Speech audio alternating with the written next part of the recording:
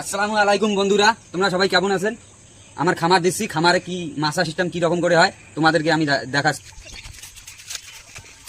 এটাই আমার খামারে আমি মাছা সিস্টেম করব, আপনারা সাথে থাকবেন।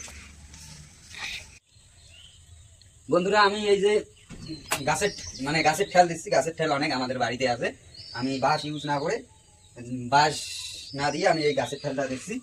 কেন অত বাঁশ পাই কোথায়? গাছের ঠেল আছে, এই গাছের ঠেল অল্প লাগে, তো এইটাই দিব মাপ মতো কেটে।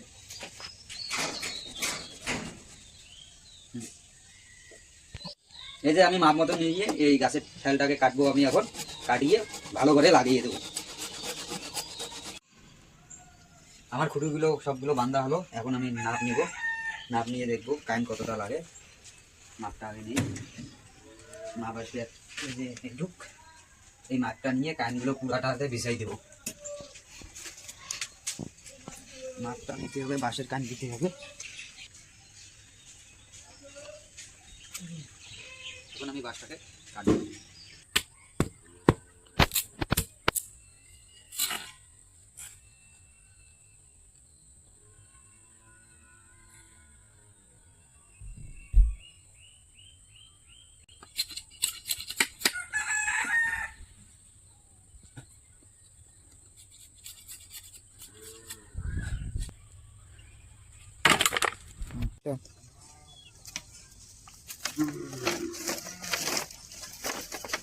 আল্লাহ মালিক, বহুত সিলে সিলিয়ে জানি।